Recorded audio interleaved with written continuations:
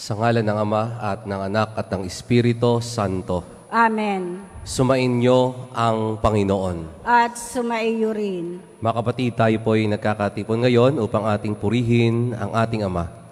Pasalamatan sa mga biyaya na ipinagkaloob sa atin at mulit-muli ay dumulog ng ating mga panalangin at minimithi sa pamamagitan ng pagdiriwang na ito.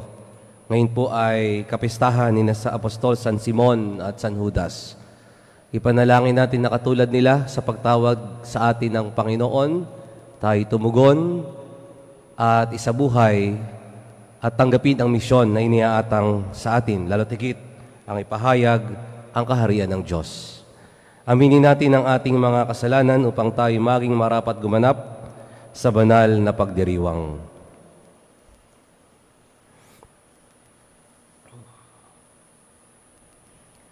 Inaamin ko sa makapangyarihang Diyos at sa inyong mga kapatid na lubha akong nagkasala sa isip, salita, sa gawa at sa aking pagkukulang. Kaya isinasamo ko sa mahal na Birheng Maria sa lahat ng mga anghel at mga banal at sa inyo mga kapatid na ako'y panalangin sa Panginoong ating Diyos. Kaawaan tayo ng makapangyarihang Diyos, patawarin tayo sa ating mga kasalanan at patnubayan tayo sa buhay na walang hanggan. Amen.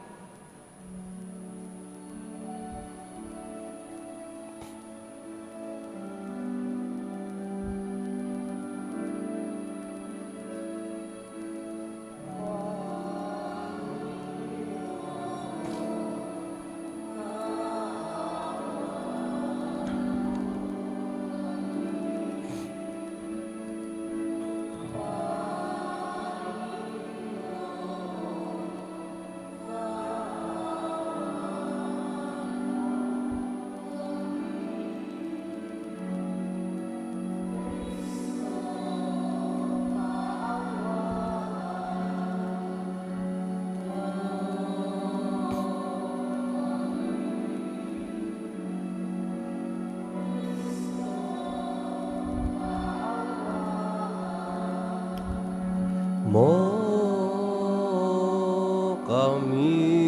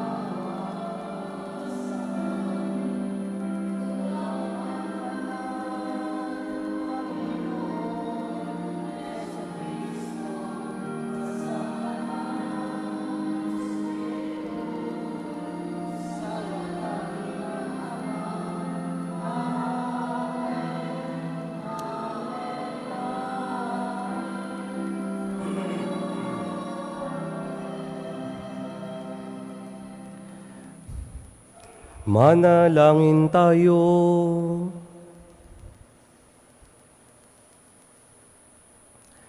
Ama naming makapangyarihan, Iyong ipinagkaloob na aming sambahin ng ngalan mo, bunga ng pangangaral ng mga apostol. Tugunin mo ang pagdalangin ni na San Simon at San Judas para umadladlag ang sambayanan sa pagkakaroon ng mga bagong kaanib na sumasampalataya sa iyo sa pamamagitan ni Hesu Kristo kasama ng Espiritu Santo magpa sa walang hanggan.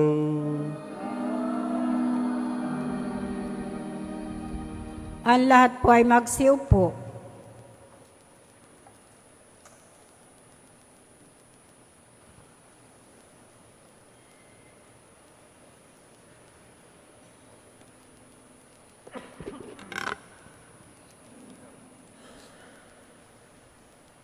Pagbasa mula sa sulat ni Apostol San Pablo sa mga taga-Efeso. Mga kapatid, hindi na kayo dayuhan o taga-ibang bansa, kundi kababayan ng mga hinirang ng Diyos at kabilang sa kanyang sambahayan. Kayo'y itinayo rin sa saligan ng mga apostol at mga propeta, na ang batong panulukan ay si Kristo Jesus.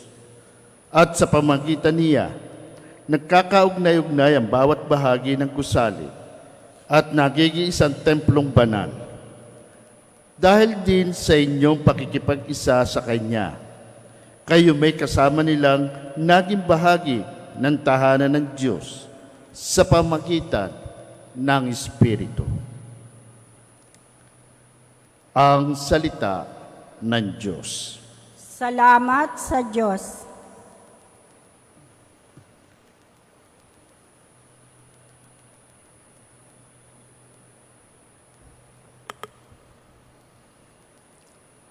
Laganap na sa daigdig ang kanilang mga tinig. Laganap na sa daigdig ang kanilang mga tinig. Ang langit ay naghahayag na ang Diyos ay dakila, malinaw na nagsasaad kung ano ang kanyang gawa. Bawat araw, bawat gabi, ang ulat ay walang patlang, patuloy na nag-uulat sa sunod-sunod na gabit araw. Laganap na sa daigdig ang kanilang mga tinig. Walang tinig o salitang ginagamit kung sa bagay, at wala ring naririnig na kahit na anong ingay. Gayunpaman sa daigdig ay laganap yaong tinig, ang balita'y umaabot sa duluhan ng daigdig. Laganap na sa daigdig ang kanilang mga tinig. Ang lahat po ay magsitayo.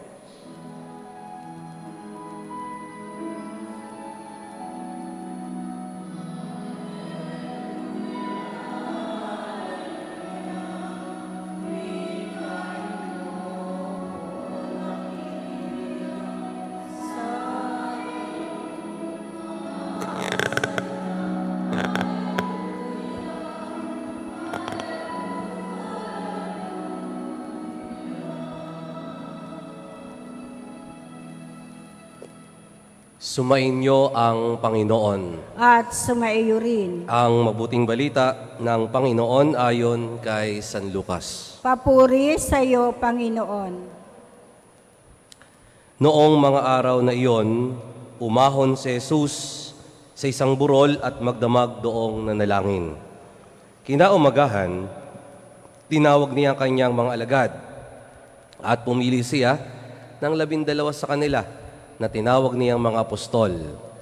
Si Simon na pinangalanan niyang Pedro at si Andres na kanyang kapatid, sina Santiago, Juan, Felipe, Bartolome, Mateo, Tomas at Santiago na anak ni Alfeo, si Simon ang makabayan, si Judas na anak ni Santiago at si Judas Iscariote na naging taksil. Bumaba si Jesus kasama sila at tumayo sa isang patag na lugar. Naroon ang marami sa kanyang mga alagad at ang napakaraming tao, buhat sa Judea at Jerusalem at sa mga bayan ng baybaying dagat ng Tiro at Sidon. Pumaroon sila upang makinig sa kanya at mapagaling sa kanilang mga karamdaman. Pinagaling din niya ang mga pinahihirapan ng masasamang espiritu at sinikap ng lahat ng tao na mahipo siya sapagkat may taglay siyang kapangyarihang makapagpagaling ng lahat. Mga kapatid, ang mabuting balita ng Panginoon. Pinupuri ka namin, Panginoong Kristo. Ang lahat po ay magsiupo. Magandang umaga po sa inyong lahat. Magandang umaga po, Father. Ngayon po ay ating pinagdiriwang ang kapestahan ng mga apostol na sina San Simon at San Judas.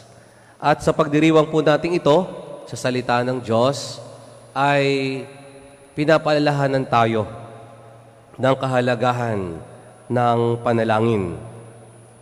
Panalangin na tutulong sa atin upang gabayan tayo sa paggawa ng napakalalaking desisyon sa buhay. Katulad ng ginawa ng ating Panginoong Kristo. He has to choose the 12, the apostles, his group na talagang magiging malapit na katulong niya sa kanyang ministeryo. The 12 apostles. At bago niya gawin ito, hinanap niya ang presensya ng kanyang ama. Solitude, katahimikan, nakipagtagpo siya sa ating ama.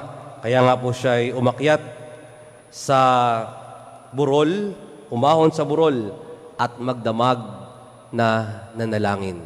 Nakipag-usap siya dahil gagawin niya ang isang malaking desisyon, ang pagpili sa 12 na magiging niyang malapit na katulong sa kanyang ministeryo at pagtatagubili na niya na kanyang itatayong simbahan, na kanyang pasisimulang kaharian, na kanyang gawaing pagliligtas para sa sambayanan.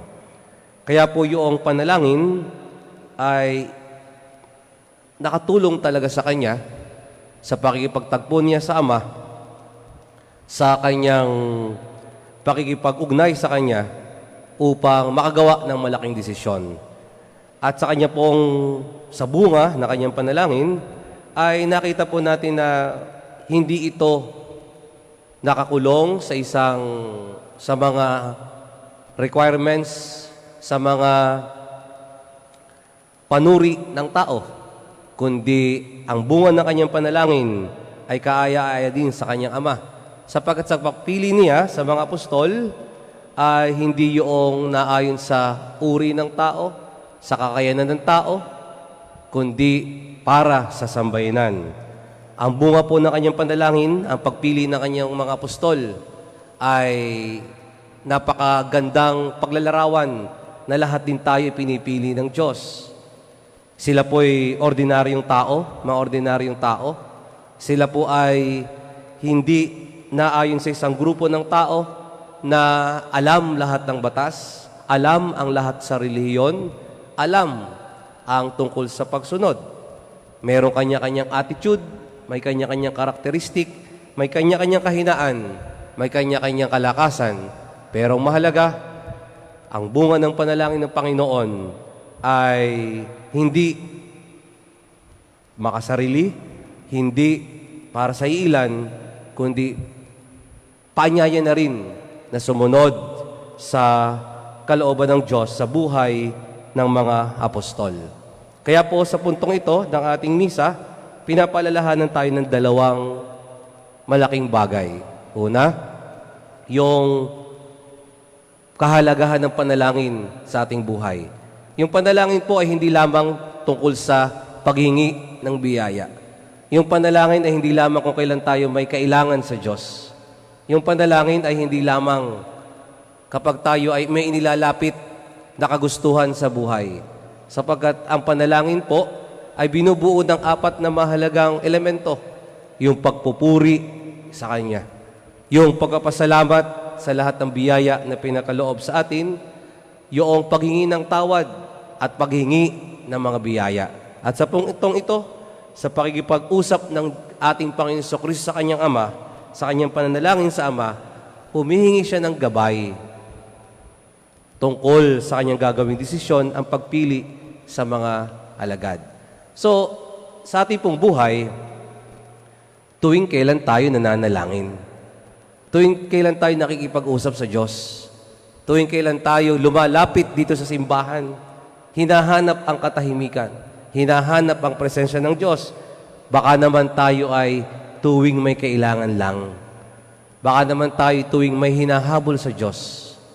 Baka tuwing tayo ay mayroong espesyal na pinagdarasal, samantalang ang pananalangin ay yung constant communication with our Father.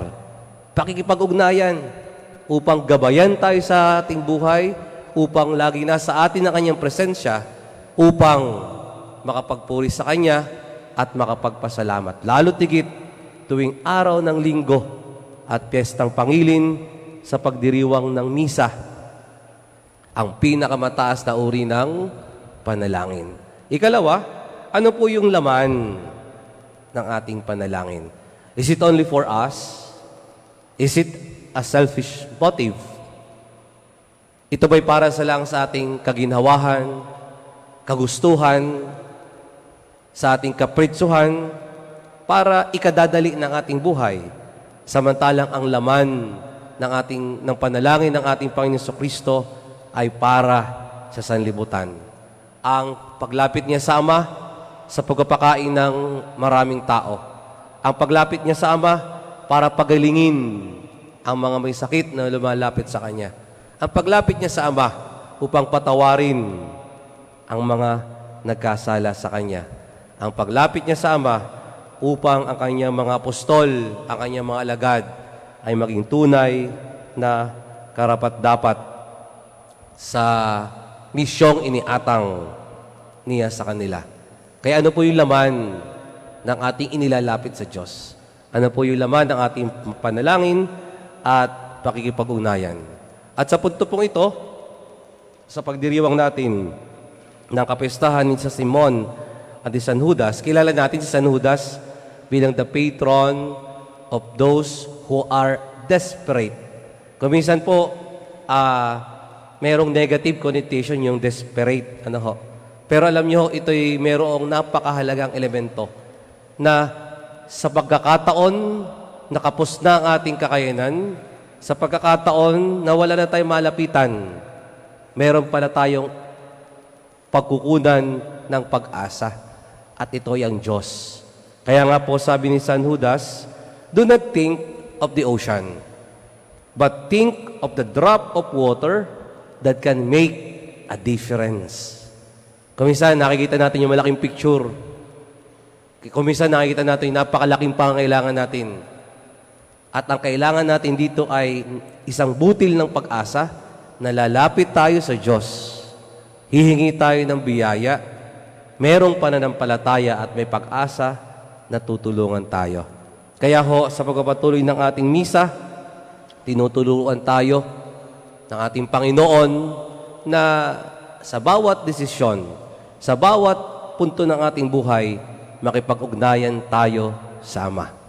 At ang laman ng ating panalangin ay para sa kabutihan ng lahat, para sa kapurihan ng Diyos, sa paglilingkod natin sa ating kapwa at sa sambayanan.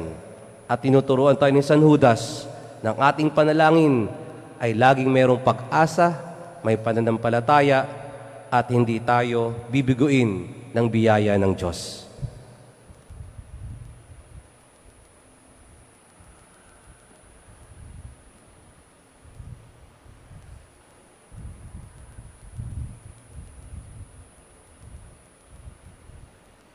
Ang lahat po ay magsitayo. Bilang mga bahagi ng isang gusali ng pundasyon ay ang mga apostol at mga propeta, ilapit natin ang ating mga kahilingan sa Ama ng habag, ang ating tutugon. Panginoon, dinggin mo ang aming panalangin. Panginoon, dinggin mo ang aming panalangin. Ang simbahang Katoliko naway magpatuloy sa paglago sa pamamagitan ng pangangalat ng mga halimbawang ng aming mga pinuno sa pananampalataya at mga misyonero. Manalangin tayo sa Panginoon. Panginoon, dinggin mo ang aming panalangin. Tayo naway magkaroon ng sigla at sigasig ni San Simon Manalangin tayo sa Panginoon. Panginoon, dinggin mo ang aming panalangin. Atin nawang tularan ang pagmamalasakit at kababaang loob ni San Judas Tadeo.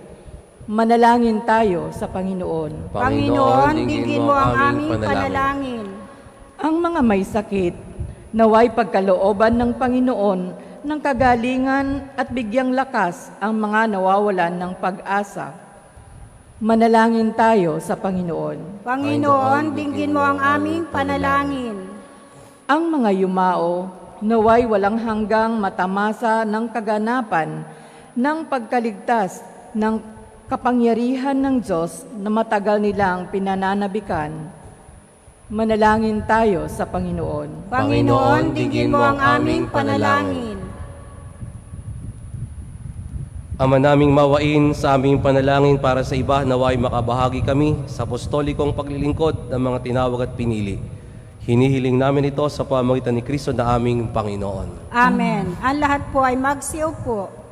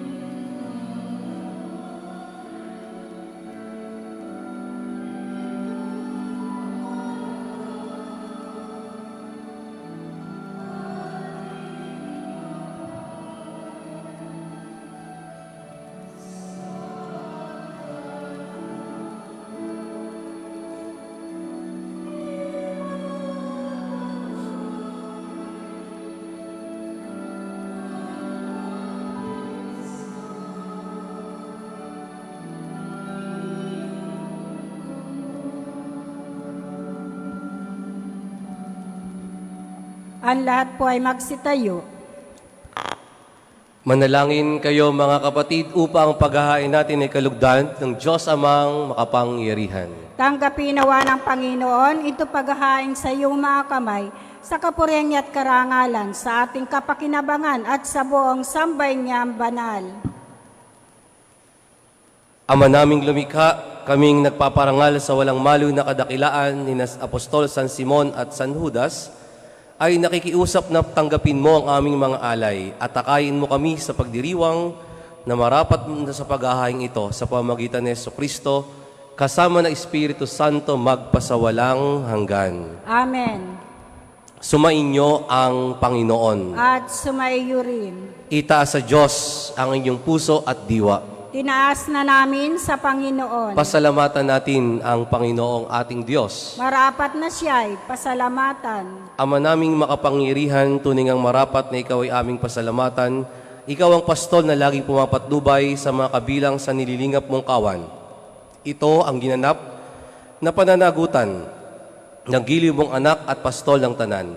Ang mga apostol ay kanyang mga katuwang sa pagiging pastol na patnubay ng sambayanan.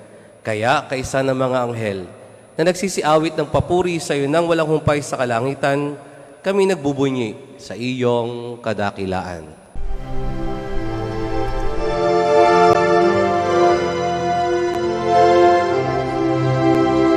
Santo, Santo, Santo, Panginoong Diyos makapangyarihan, napupuno ang langit at lupa ng kalwalhatian mo. Hosana sa kaitaasan, pinagpalang na paririto sa ngalan ng Panginoon. Hosana sa kaitaasan.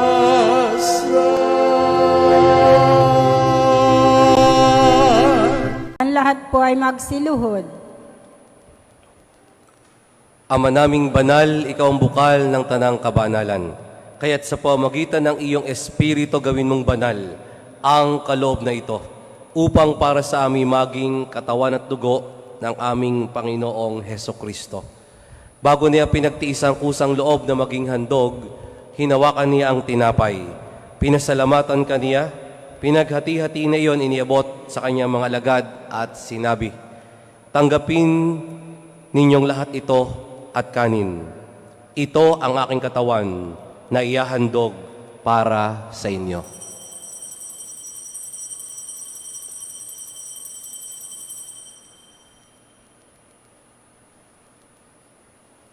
Gayun din naman nang matapos ang hapunan, hinawakan niya ang kalis, muli kanyang pinasalamatan. Iniabot niya ang kalis sa kanyang mga lagad at sinabi, "Tanggapin ninyong lahat ito at inumin. Ito ang kalis ng aking dugo ng bago't walang hanggang tipan. Ang aking dugo na ibubuhos para sa inyo at para sa lahat sa kapagpapatawad ng mga kasalanan. Gawin ninyo ito sa pag-alaala sa akin."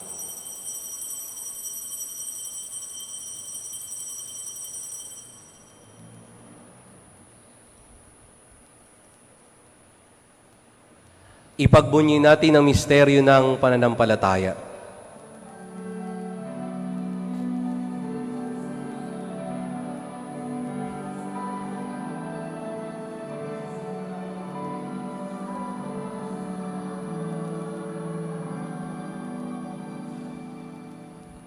Ama, ginagawa namin ngayon ang pag-alaala sa pagkamatay at muling pagkabuhay ng iyong anak.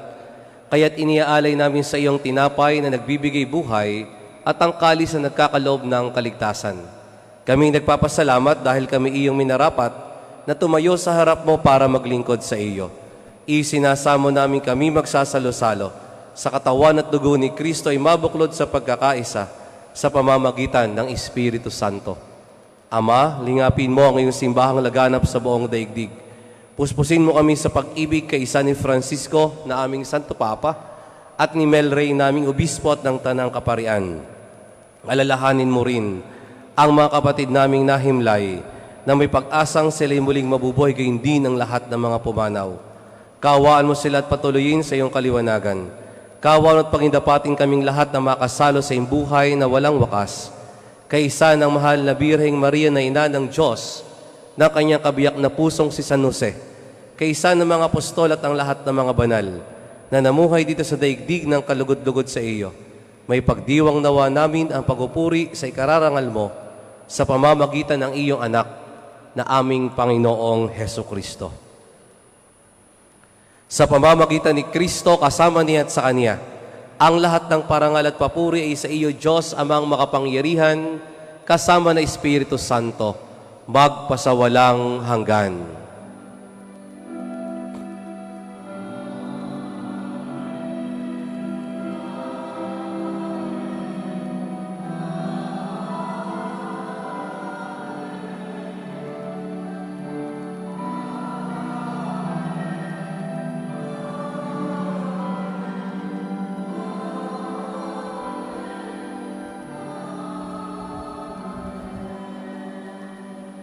Ang lahat po ay magsitayo. Sa tagubilin ng mga nakagagaling na utos at turo ni Jesus na Panginoon natin at Diyos, ipahayag natin ng lakas loob.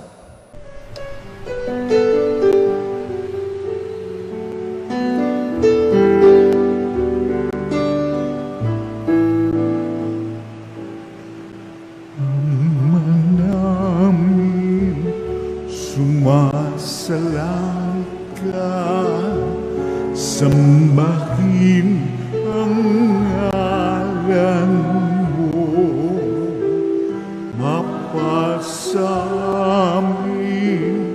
ang kaharian mo, sundin ang loob mo dito sa lupa para ng sa langit. Bigyan mo po kami ngayon ng aming kakanin sa araw-araw at patawarin mo kami sa aming mga sala para ng asawa namin sa nagkakasala sa amin. At huwag mo kaming ipagdulot sa tukso, at yadya mo kami sa lahat ng masama.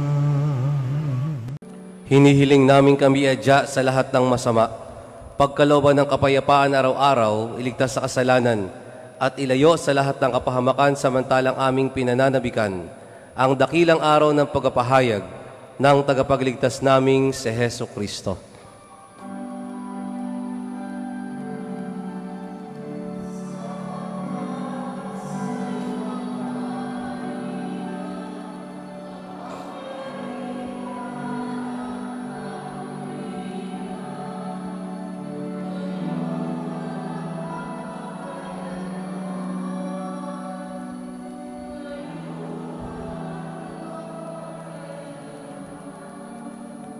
Panginoong Jesucristo, sinabi mo sa iyong mga apostol, kapayapaan ang iniiwan ko sa inyo. Ang aking kapayapaan ang ibinibigay ko sa inyo. Tunghayan mo ang aming pananampalataya at huwag ang aming pagkakasala. Pagkalooban mo kami na kapayapaan at pagkakaisa ayon sa iyong kalooban kasama ng Espiritu Santo magpasawalang hanggan. Amen. Ang kapayapaan ng Panginoon ay laging sumainyo. At sumaiyo rin. Magbigayan kayo ng kapayapaan sa isa't isa.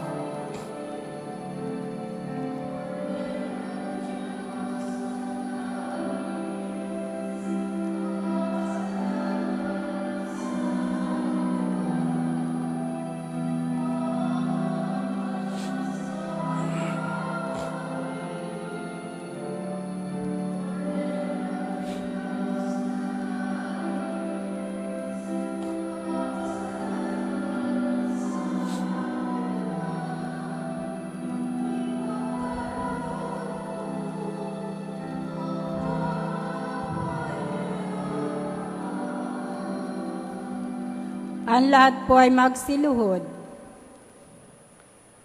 Ito ang kordero ng Diyos. Ito ang nag-aalis ng kasalanan ng sanlibutan. Mapalad ang mga inaanyahan sa kanyang piging. Panginoon, hindi ako karapat-dapat na magpatuloy sa iyo, ngunit sa isang salita mo lamang ay gagaling na ako.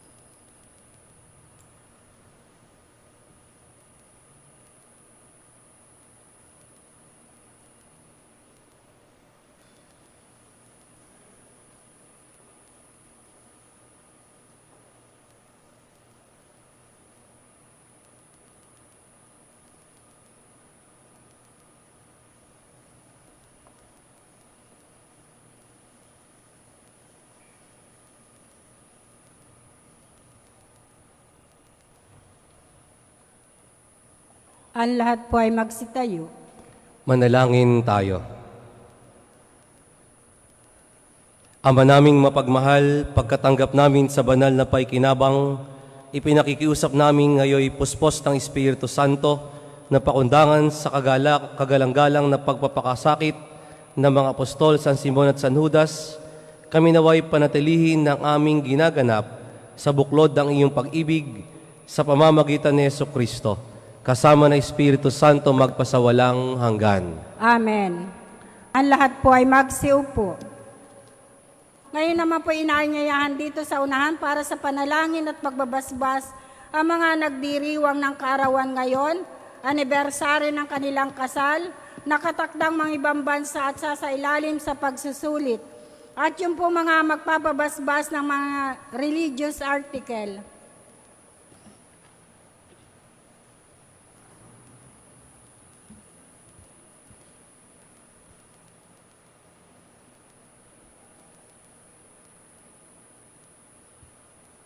Ama naming mapagmahal sa nagmumulang lahat na mabubuting bagay, hinihiling naming basbasan mo ang mga kapatid namin ito na nagdiriwang na kanilang kaarawan, anibersaryo ng kasal, nakatakdang mga ibang bansa sa ilalim sa pagsusulit. Pagkalooban mo sila na mas mahaba at makahulugang buhay, mabuting kalusugan, mapayapang kalooban, maliwanag na kaisipan, makatapat na kaibigan, maayos na napuwet kaligtasan sa anumang kapahamakan. Basbasan mo rin ang kanilang mga gawain at tadikain upang ito'y matupad ayon sa iyong kalooban. Pagpalain mo rin ang kanilang angkan at mga mahal sa buhay. Hinihiling namin ito sa pamamagitan ni Kristo ang aming Panginoon. Amen. Naway gawaran ng Diyos ang pagpapala mga kasangkapan sa panalangin upang mga ito'y maging gabay sa pagtahak sa kabanal at paghahangad ng buhay sa kalangitan.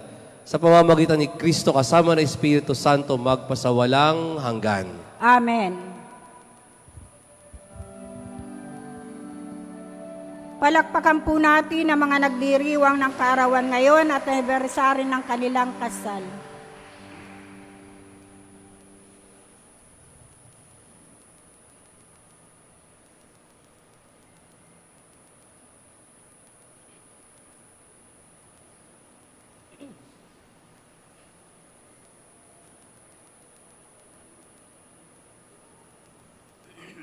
Ang lahat po ay magsitayo. Sumainyo ang Panginoon. At sumaiyo rin. Magsiyuko kayo tanggapin ang pagpapala ng Diyos.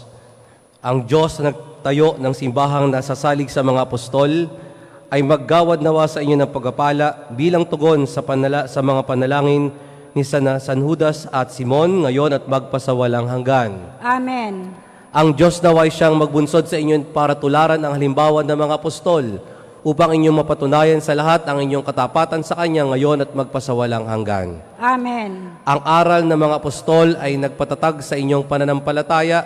Ang kanilang mga panalangin ay magbunga nawa ng inyong pagsapit sa tahanang tunay at walang hanggan. Amen. At pagpalain kayo ng makapangyarihang Diyos, Ama at Anak at Espiritu Santo.